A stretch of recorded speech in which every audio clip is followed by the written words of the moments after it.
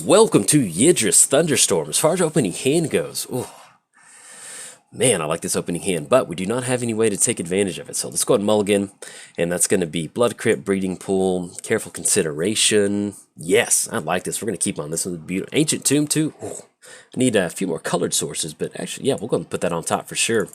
And then I'll be able to spin that turn one and jump into this game. We have Atraxa versus Yidris. Got some powerhouse commanders right here. I like it. Let's go ahead and put Breeding Pool into play tapped. Yeah, that's fine. I'm not going to pay 2 life. That way we can suspend Ancestral Vision. Then we're going to go and pass the turn to our opponent. We are playing Yidris, the Thunderstorm wielder right here. The man who rides on a horse with no name. Trample whenever Yidris deals combat damage to your player. As you cast spells from your hand, this turn they gain Cascade. Let's get down Ancestral Vision. That's going to be blue. And then let's get down Blood Crypt. Not going to pay 2 life. And then we're going to go and pass the turn to our opponent. Playing gets Atraxa, Praetor's Voice, Flying Vigilance, Death Touch, and Lifelink. Then, at the beginning of your in-step proliferate. So we'll see what sort of flavor of Atraxa we're playing against. And then be able to get down Yidris and have some good storm fun. Hopefully we hit a few more colored sources. We definitely need 4 mana to get down Yidris. But if we don't hit any colored sources off our card draw, we'll at least have Ancestral Vision coming off Suspend here in a little bit. In fact, let's go and get this popped out. That way we can, if you're keeping score at home, you can see the Suspend counters. That'll be nice for you. We draw into Aether Flux Reservoir. Yeah, let's go and go for, we'll get down Ancient Tomb. Unfortunately, we can't take Careful Consideration, so let's get down Ancient Tomb, and let's go for Shardless Agent. That's going to be, we cannot go for Shardless Agent, excuse me. Let's get down Aether Flux Reservoir. In my head, I was thinking Shardless Agent was like Soul Tie, but our green and blue's on the same land, so we can't get that down. Let's get down Aether Flux Reservoir, and then we'll pass the turn. Keep our fingers crossed that we hit a blue source. That way we can go for Careful Consideration. Now, depending on what sort of board state our opponent gets developed, we do have a couple different ways to give Yidris unblockable. So we do have a Distortion Strike, Artful Dodge, Aqueous Form. So there's different ways that we can still get in for the commander damage, or just getting the initial damage trigger with Yidris going, because that's exactly what we basically want to do. And our opponent did get down Atraxa, which is we got ourselves a clock. And we do draw into Shardless Agent. I like that. So let's get down 4. Let's go for Shardless Agent. That's going to be blue-green. Just because we need to maintain our life total, we could go for Ancient Tomb and leave up something like Faithless Looting, but well, actually we don't have Faithless Looting in here, so that's fine. Alright, so we get the Cascade trigger off of Shardless Agent. Artful Dodge, that's, well, flashback.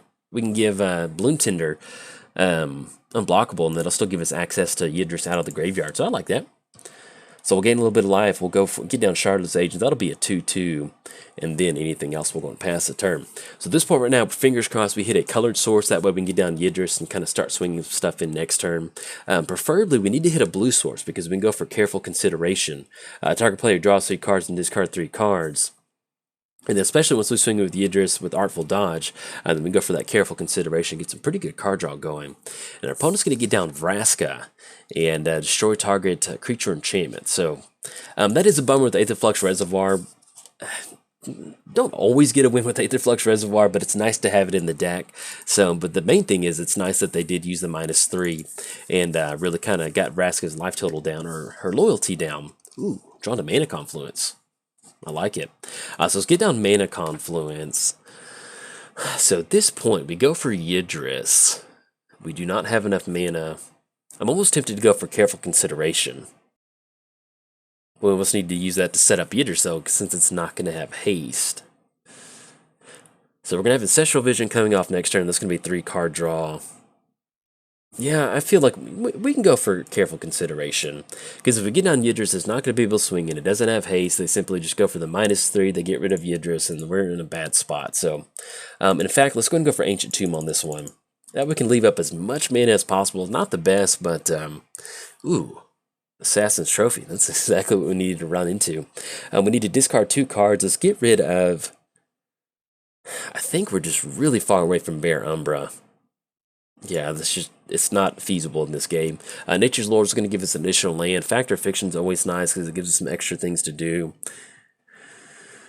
This is rough. Yeah, because we need some payoff spell to get the Cascade going off of Yidris. So we're going to hold on to Factor of Fiction. Let's get rid of Nature's Lore, unfortunately.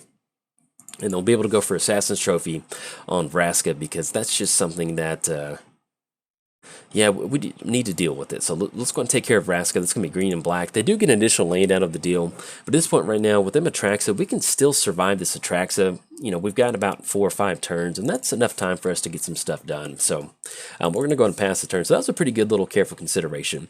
We ended up basically replace Careful Consideration with Factor Fiction, and now we're set up to go for Yidris.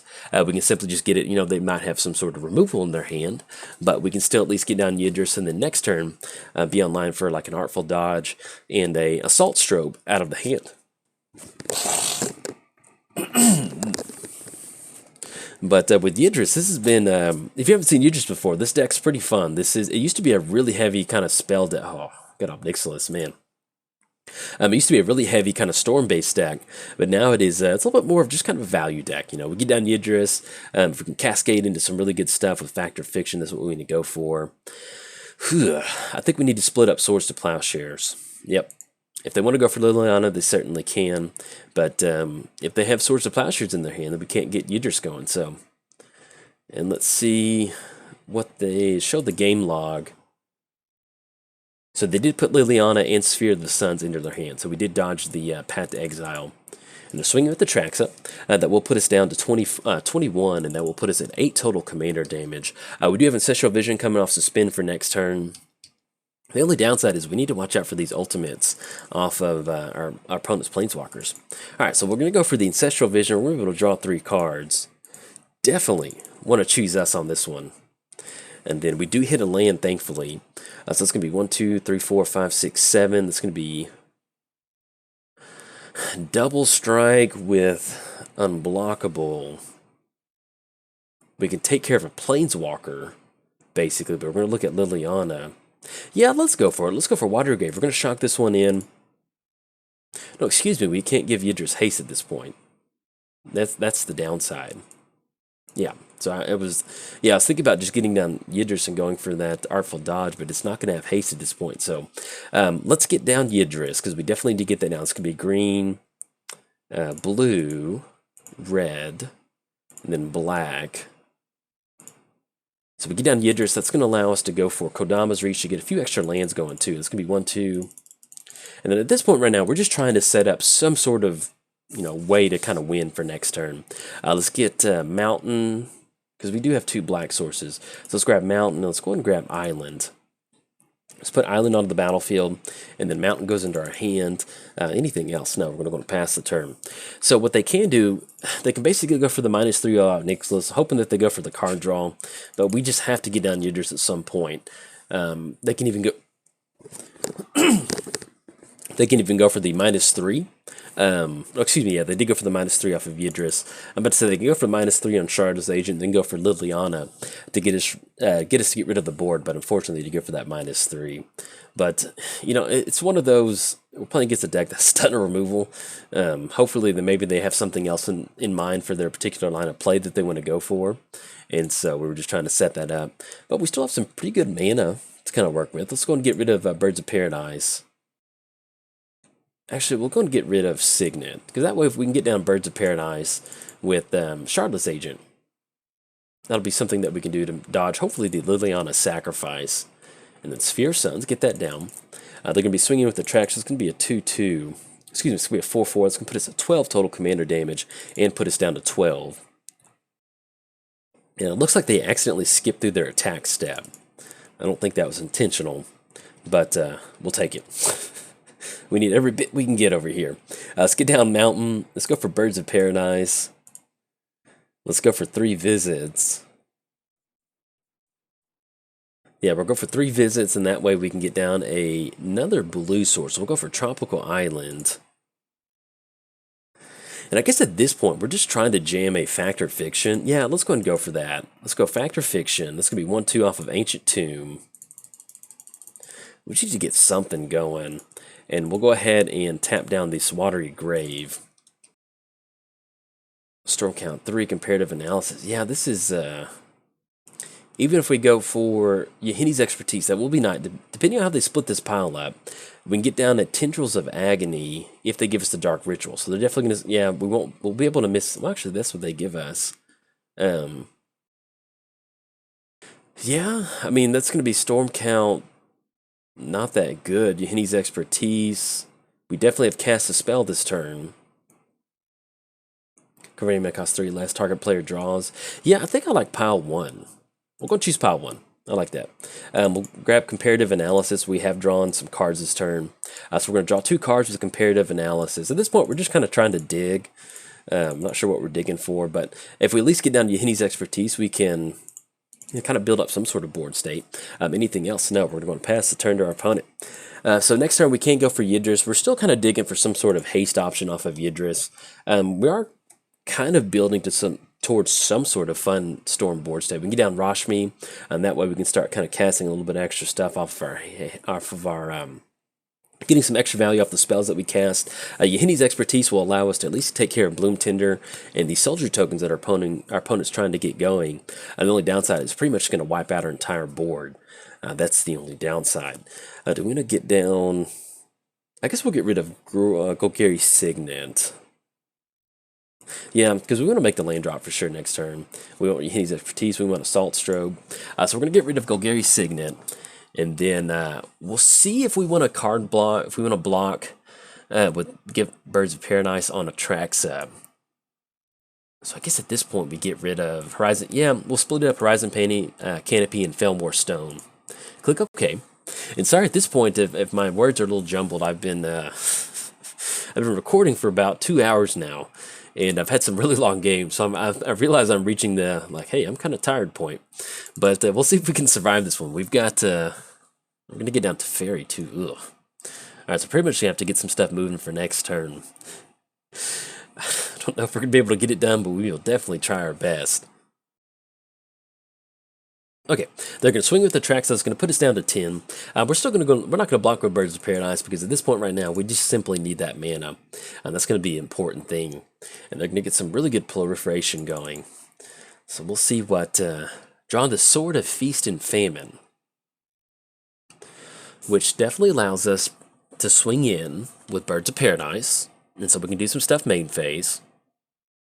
Yeah, let's do that. Now they do have 2 cards in the hand, but at this point. It's better than nothing, so it's going to go for Sword of Feast and Famine. That's going to be 1, 2, 3. Let's go for Birds of Paradise, 1, 2. Protection, and then Sword of Feast and Famine gives us protection from black and green. Okay, so we're going to Sword of Feast and Famine on Birds of Paradise. We're going to get down Badlands. Let's go for... Oh, dang it, I should have gotten down Rashmi first. I'm sorry. Got ahead of myself. It's going to be 1, 2... Yeah, I just got really excited that we drew into Sword of Feast and Famine, and the thought of giving it Double Strike was really cool. Let's go for Assault Strobe on Birds of Paradise. Not the best, but it's going to get Double Strike, and that'll be double triggers. And then let's go and swing in. Swing with Birds of Paradise. At this point, we're going to lose to some ultimate, so we might as well just get as much damage done to our opponent as possible. All right, so we're going to swing with Birds of Paradise. Add that mana to our mana pools. Make them discard a card. Got rid of a Johnny. And they'll be able to go for that extra double step, too. Or that double strike, excuse me. Let's get rid of the Maelstrom Pulse in their hand. And if we go for Yahini's expertise... Yeah, we can actually go for Yidris. And then we'll go for Yahini's expertise. It's going to be black. Okay, that's still going to leave Atraxa on the battlefield, but it's just basically going to leave it at our 2 creatures that are left. They have no cards in the hand. If they want to go for the Elspeth Ultimate, they certainly can. They can go for the -2. That's going to force them to at least not go for the Liliana Ultimate of separating them. Oh, well, nope, they straight up went for it. All right, so they're going to go for that. Let's see how they decide to split it up and what pile we're going to grab. And I always want to make sure that we put the right pile into our hand because choose a pile to sacrifice. We're going to choose pile 1 to sacrifice. That still gives us something to do with Yidris next turn when we gain some protection. So, excuse me, what for the -2? Oh, excuse me. Our opponent went for destroying Yidris. Okay, there we go. Let's go ahead and get these into 2 piles. We got. I guess we'll put the Zuza in 1 pile and Utopia Sprawl in the other one because they've only got 1 card in the hand. So we'll see what they're going to grab, but unfortunately that's going to be 16. That basically would have been commander damage with the tracks they swung in that 1 time. So, but you can see where when you're playing against the Yidris, your opponent's got some sort of basically repeated removal source across numerous ways. It's a little bit hard for us to get Yidris going, but this is definitely a good indication of what is possible with Yidris. That's what we're trying to do, is just basically be a really nice kind of 4-color ramp deck / just see what sort of shenanigans we can get into. But our opponent's going to get it on this one. Then we draw into Spell's Guide. Yeah, good game. Let's get the chat pulled up. Fortunately, we're going to scoop this one up. Atrax is going to get it. But yeah, if you enjoyed the video, like and subscribe. Thanks. Bye. Welcome to Lord Windgrace's Estate. As far as opening hand goes, we've got... Man, I'm not super wild about this opening hand against yeah... I mean, basically Terminate and Dreadbore not really going to do much against Narset. Yeah, might as well just go for a little bit more of a kind of a faster opening land hand. Yeah, I like this a lot better. Yeah, we'll keep on this one. Crucible of Worlds Exploration, that is exactly what we want to see. We want to get the lands going as quickly as possible, and that's that's pretty good. Lord Wind, yeah, we're going to put Sword Tooth on top. That'll be a lot of lands. Yeah, let's go for that. Have some fun. The only way we're going to beat Narset is to get as many lands on the battlefield as possible, and this is pretty much the... if you could tutor 6 opening cards for your opening hand to do that, this would pretty much be it. Let's go and get down Windswept Heath. Let's go and crack Windswept Heath. Let's go and get down Exploration. Let's grab Taiga. Get down Exploration. There we go. Let's go and get down Polluted Delta. And then anything else, we're going to go and pass the turn to our opponent. We're playing Lord Windgrace himself. +2, discard a card, then draw a card. And if a land card is discarded this way, draw an additional card. And then for a -3, return up to 2 target lands from your graveyard to the battlefield. And then for a -11, destroy up to 6 target permanents. Then you get a cat army. You do. 100%. It's pretty cool. Let's go ahead and get down Swamp. Let's go ahead and crack Polluted Delta. We're going to be able to get down Wayward Swordtooth and make an additional land drop, which is just, oh yeah, I love it. Let's get down Badlands. Let's go for Wayward Swordtooth. And then anything else, no, we're going to be able to pass the turn to our opponent. So we'll go for Crucible of Worlds next turn. We can also go for Entomb during our upkeep, and we'll get that dredge going. And I really like that too. So we're playing against Narset. First strike and hexproof. Whenever Narset attacks, exile the top part of your library. Uh-oh, and I'll cover the rest of it. They didn't actually hit their second land for the turn. Oh, I meant to go for Entomb. Oh well, we'll go for that next turn. I was getting ready to cover Narset, and they passed the turn a lot quicker than I was expecting. So I was going to get down Crucible of Worlds. Oh, Swords to Plowshare. Okay, that's going to get rid of our nice little dinosaur. That's going to get the land out of the graveyard. We'll get the second land. And I think that'll be it. We'll see. Let's go ahead and grab Blood Crypt, have that come into play tap. Not going to pay 2 life. Yeah, and we can't play. And we'll go and crack Windswept Heath too. We still will end up going for the Entomb and our upkeep. That way we can grab life from the loam and really start dredging. So we're playing against Narset. First strike and hexproof. Whenever Narset attacks, exile the top 4 cards of your library. Until end of turn, you may cast non-creature spells exile with Narset without paying their mana cost. Let's go and go for Entomb. And if our opponent's going to stick this out, we're just going to keep our game plan going. And Narset, I've been on the other end of not of a lot of a fun Narset stuff before, so I don't mind getting this kind of going ham with this. I was going to go for Life from the Loam. Let's get that dredge going. And then we'll go for, I got Windswept Heath out of the graveyard. Let's go and crack both of those. Let's go and grab Overgrown Tomb. And I guess at this point we're looking at, we can have that come into play tapped. We're going to crack Windswept Heath. Let's go and grab Forest. And then let's go and go for Mr. Windgrace himself. So it's going to be red, black. There we go. Turn 4 Lord Windgrace with just a ton of lands on the battlefield. Let's go ahead and go for the +2. Discard a card. Let's go and discard Life from the Loam. And let's go and dredge Life from the... Oh, look at that value. And then anything else, we're going to pass the turn to our opponent. Hopefully they get a land going pretty quick. But this is pretty much what you want to get going with Lord Windgrace. You know, we're not necessarily going to win the game right now. We do have Sylvan Awakening in our hand, but being able to basically just get our engine going. We've got our engine of Life from the Loam, Lord Windgrace, Courser of Crufix. Just going to put that on top. Just going to get that down. And then while our opponent's trying to build their mana back up and get down Narset, then we can counter cancel. All right. They got rid of that one. Let's go ahead and go for Lord Windgrace. Let's go ahead and discard Life from the Loam. Let's go and dredge Life from the Loam. Oh, man. This is beautiful. Love it. Let's go on Dragon Skull, and then we'll grab the Windswept Heath. Let's go and pay green. We'll go ahead and get down Dragon Skull Summit. Get down Windswept Heath. And then anything else, we're going to go and pass the turn. So as far as Sylvan Awakening goes, it's going to give all of our lands haste. Let's go and crack Windswept Heath. That way I don't get lost up in commentary. Let's grab Bayou. There we go. Pass the turn. So with Sylvan Awakening, we're 1, 2, 3, 4, 5, 6, 7, 8, 9. So we're looking at 9 total lands on the battlefield. All right, opponent's going to scoop it up.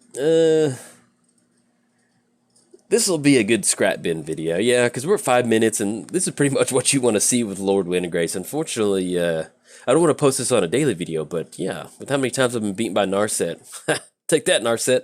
Anyway, that's what Lord Windgrace is possible. He can beat Narset, just make Narset scoop, say uncle. But it did help that our opponent did hit their land, so yeah, that is a bummer. But anyway, I'll go throw this over in the scrap bin. Anyways, if you enjoyed the video, like and subscribe. Thanks. Bye. Welcome to Aminatou. As far as our opening hand goes, this is beautiful. I love it. But as you can tell, if you're keeping score at home, we have no land, so this is not so hot. So we'll go ahead and yeah, this is actually pretty good. I like that. Ancient Tomb. So end up with a quick Azorius Signet. Yeah, I like that. Let's keep on this one.